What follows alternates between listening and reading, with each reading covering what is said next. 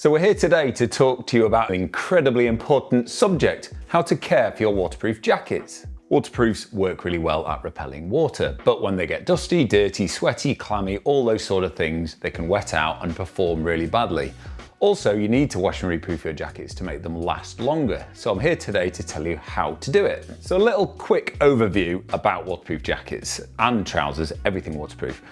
So obviously there is a membrane in there. That is the bit that keeps you dry and stops water getting through to you. So that is fine. The problem we have with waterproof jackets and trousers and all those things is that the face fabric, the blue bit I can see here, is the bit that repels water. So that means, you know, when you get that lovely beading up and the water droplets just run off you, we need our products to do that for them to work well. So waterproof clothing has a DWR to it, which is durable water repellency.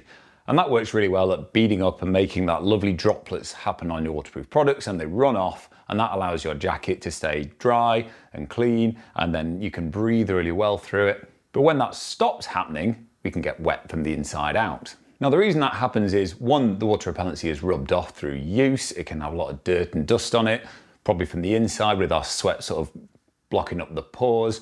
It can stop repelling very well. And so when the face fabric starts changing colour and going dark, it can't breathe because our moisture that we're creating, our sweat vapor basically, comes through the jacket and hits that damp cold layer. It then condenses and all stays inside, and we get a bit cold and damp. So we need to get it moving so it can breathe well. Something that we're going to talk about in another video in a longer chat is to do with the chemicals they use to make these DWRs. But basically PFAS is something they use to make really good water repellency. However, it's really bad for the environment, and so these jackets and products are not going to be using them going forward. So it does mean we need to wash and reproof more regularly, but that's a whole nother story, and look out for that video as well. So quite simply, when your jacket wets out and it doesn't breathe very well and feels a bit cold and damp, give it a wash and a reproof, and here's how to do it. So the most important thing is, don't use your normal detergents. Normal detergents clean products really well, but they're way too harsh on jackets like this. They can strip the water repellency off it, and then you're probably making the problem worse. It'll look really clean, but it won't work very well.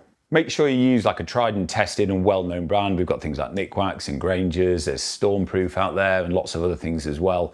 And I honestly don't have a personal opinion which is best. I've tried them all and they all work really well if you do it correctly. What I like about these brands is the colour coding they use, so you usually won't get it wrong. Green is for clean. This is not the proofer, this is the cleaner. Nikwax go purple for proof, so you won't get it the wrong way around. Obviously they prefer orange, but that's fine. So you can really make sure you get it the right way around. Never proof a jacket that you haven't cleaned, because you'll just be covering it in these nice DWR with the sweat and grime and everything underneath it. Yuck.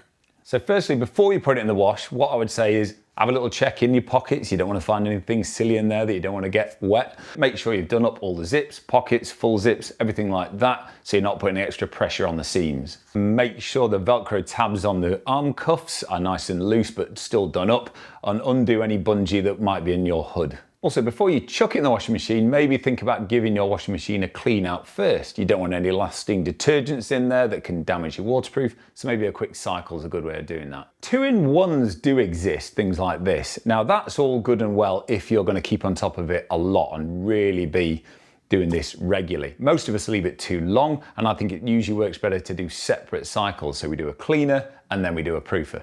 And now it's really simple. You basically, in the washing machine, I usually put some of this straight in the drum. However, you obviously can put it in your tray at the top like you might normally do, and that works well. Make sure you wash it on a delicate cycle so it doesn't harm any of the fabrics. That usually comes out about 30, but make sure it's 30 degrees. Now, if you're doing it the way I like, 2 separate washes, leave it in there and give it another wash with the proofer, whichever brand you're using.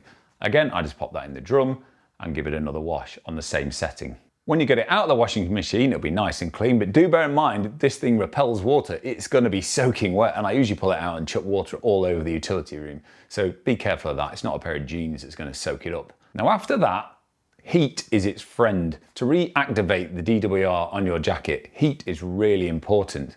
Now, it's not as simple as just stick it in the tumble dryer to dry it, because it's not the drying we're after, it's actually the heat. So if you don't have a tumble dryer, you can actually let it drip dry if you want, and then go and heat it another time at a friend's tumble dryer.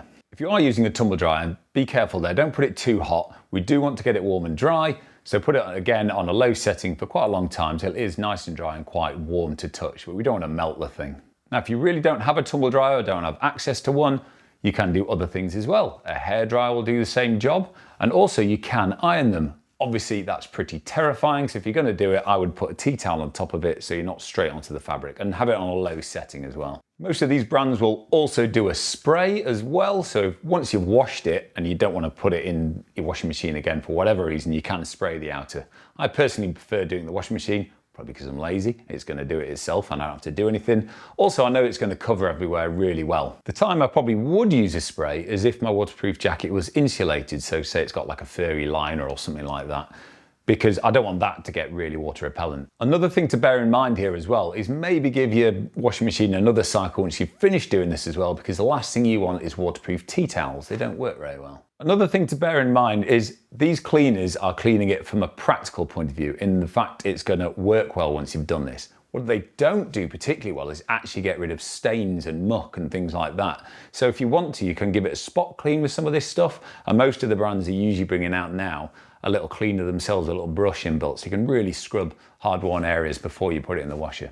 These sort of areas are sort of around the neck where you might get extra bit of grease and grime, and around cuffs and things like that. And also you might just get a stain on the front of your jacket. So the main thing I get asked when in the shop while talking about this sort of thing is how often to do it. Because some people have had their jackets over 20 years and they hardly washed and reproofed it at all. That's because it was full of PFCs and forever chemicals and PFAS and all those sort of things. Again, watch this other video we're going to do. However, the newer ones you need to do more regularly. I would say if I give my jacket a really hard time, like 2 days Scottish winter climbing, it can be rubbed with a rucksack, getting dusty, dirty, grim when we get down into the rain lower down. I will probably give it a wash straight after just 2 days of use. So this jacket said inside, wash it every 10 times you wear it, but use your own discretion. You could get it really muddy on a bike ride and you'll need to do it straight away.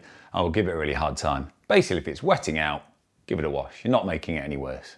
Another tip I would say is if you know you're going on a particular trip, again, Scottish winter climbing or away on a multi-day walk, and you don't actually think your jacket's dirty before you go, I would still wash, reproof and give it a tumble dry, because it will be performing the best it possibly can before your certain trip. So if you've watched this whole video, well done, because that was pretty boring, but really important. I think the main thing to do here is make sure you do it. Keep on top of it. So many people just leave it and they're going to get disappointed. You're not harming it, it's going to perform better, and keep on top of it. So if you found this video useful, and if you want to watch other tips and videos like this with reviews as well, why not subscribe to our YouTube channel?